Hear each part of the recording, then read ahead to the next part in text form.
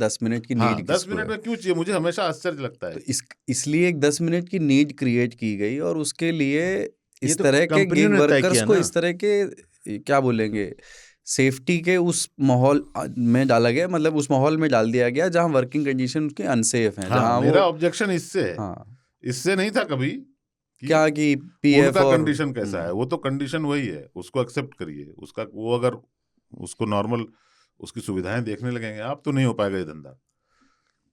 पर एम्प्लॉयमेंट जो होता है उसमें शोषण ही होता है। एम्प्लॉयमेंट शोषण के लिए ही बनाया गया चीज है। आपको चाहिए ना नौकरी, जो नौकरी देता है वो आपका शोषण ही करना चाहता है। आपके शोषण से ही तो प्रॉफिट जनरेट होता है।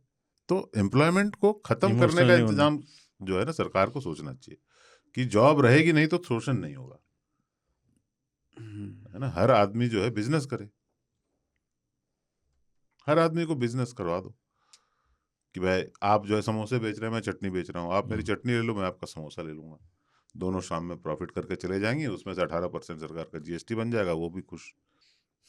नौकरी जो है आप देश में क्या क्या है, सबको एक चरस दे दी गई है कि तुम्हें नौकरी करनी है क्योंकि शोषण कर सके। देखो सरकारी नौकरी जो है एक ऐसी जगह है जहां पे आप काम नहीं करते हैं इसलिए आपका शोषण नहीं होता है। बाकी जगहों में तो शोषण तो करना ही होता ही है ना। सरकारी नौकरी में अलग तरह का शोषण है। नहीं, सरकारी नौकरी तो ज्यादा काम कर लिया या जो ग्रामर है उससे अलग काम कर लिया, नहीं शोषण पुर्जे में फिट होके नहीं, आप शोषण होता है। एसआईआर के काम में लगा दिया शोषण। हाँ, डेडलाइन में काम करवा रहे हो आप लोगों से, इतने तारीख तक पूरा करना है, ऐसा कभी होता है? सरकारी पुल जब बनना शुरू होता है तो उसका डेट पुश होता रहता है आगे। क्यों? क्योंकि डेडलाइन से वो सब काम नहीं होता है।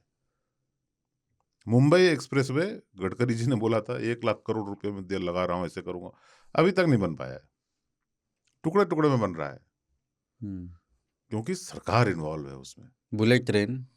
हाँ, तो शोषण जो है वो प्राइवेट सेक्टर में होता है। शोषण प्राइवेट सेक्टर को बंद कर दो, एक ऑर्डर से बंद हो जाए और सबको बोलो तुम लोग सब बिजनेस करो। देश में हर आदमी व्यापारी है, अदानी अंबानी बन रहा है ना। तुम बिजली घर चला रहे हो, मैं बिजली चला पंखा चला रहा हूँ, मैं तुमको पैसे दे रहा हूँ। तुम शकील से पानी ले रहे हो, उससे भाप निकल रही है, उससे कुछ भी अरे चलता है, उसी से चलता है ना, बिजली उसी से पैदा होती है। नहीं कुछ भी का ही चल रहा है लोगों का इस देश में। पूरा देश जो है ये चिंतित है कि यार उस बंदे की जो है वो वर्किंग कंडीशन बहुत खराब है। ये मैं कहना चाहता था। वो एक नया जो है ना क्रिएट किया गया है एक सेक्टर, अब उस सेक्टर में भी यूनियन होगा। हाँ, बहुत जल्दी बनेगा।